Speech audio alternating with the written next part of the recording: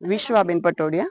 વિશ્વબેન, આજે અમે મોટા મવામાં રહીએ છીએ અને અમારી સમસ્યા એ છે કે બહારના રોડ તો થયા પણ અંદરના રોડ 12 વર્ષથી થયા નથી. અમે દર ચોમાસે આ સિચ્યુએશનને ફેસ કરીએ છીએ અને રાતના પણ લેડીઝને આવવું પડે. અમારા ઘરમાં પણ કોઈ જેન્ટ્સ નથી. રાતના અમારે કોઈ ફંક્શનમાં જવું પડે, આવવું પડે તો કોઈ અમને ઊભું કરવા વાળું ન હોય એટલી વાર અમે લપસીએ છીએ અહીંથી. અને અમારા છોકરાઓ પણ સ્કૂલેથી આવે છે તો સ્કૂટરના યુનિફોર્મ સહિત લપસે છે. ક્યારેક કોઈ ફંક્શનમાં જવું હોય, નવા કપડાં પહેર્યા હોય તો ત્યાંથી નીકળાતું નથી.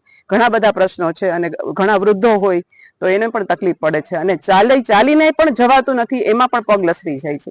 એક પણ આટલી કેડી પણ નથી કે જ્યાંથી અમે ચાલી શકીએ.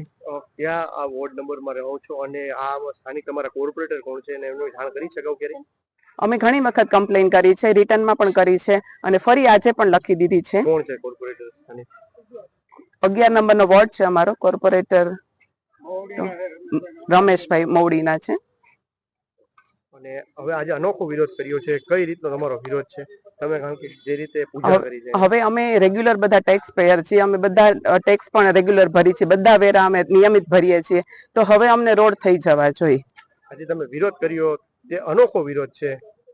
રોડની પૂજા કરીને.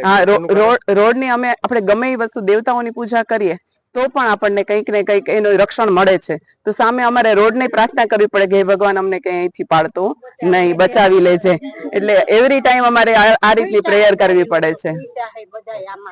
મારું નામ દીપ્તિ પરસાણા છે. હું વોર્ડ નંબર 11 માં હરિઓમ પાર્ક સોસાયટીમાં રહું છું અને અમારા કોર્પોરેટરનું નામ નીલુબેન જાદવ છે.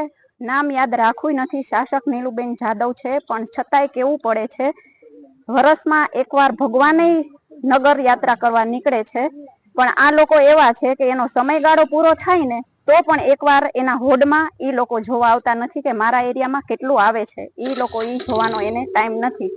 અને અમે લોકો સોસાયટી વાળા અંદર ગાડી પણ લઈ આવતા નથી. 12 ગાડી રાખીએ છીએ અને ગાડી લઈ આવી તો ચોટી જાય છે રસ્તામાં અને ક્રેનથી બહાર કાઢવી પડે છે. કેટલા રહીશો અહીં રહે છે? કેવી તકલીફો પડે છે? અમે 10 થી 12 રહીશોના અમારા મકાન છે. સોસાયટી નાની છે પણ છતાં ચાલવા માટે કેડી પણ નથી અને એક્ટિવા ચાલી શકે એવું પણ રસ્તો નથી. ગાડી તો પોસિબલ જ નથી. બહાર રાખીને આવી છે. રોજે જેન્ટ્સ તેના કામ માટે જાય છે તો તે લોકો ચાલીને જાય છે. આ બાબતે અગાઉ રજૂઆત કરી હતી? આ બાબતે કેટલી વાર સોસાયટી વાળા અમે બધાએ રાઇટિંગ કમ્પ્લેન દીધી છે પણ તો એ લોકો કોઈ જોવા પણ આવતા નથી. આજે વિરોધ કર્યો છે. કઈ રીતનો વિરોધ?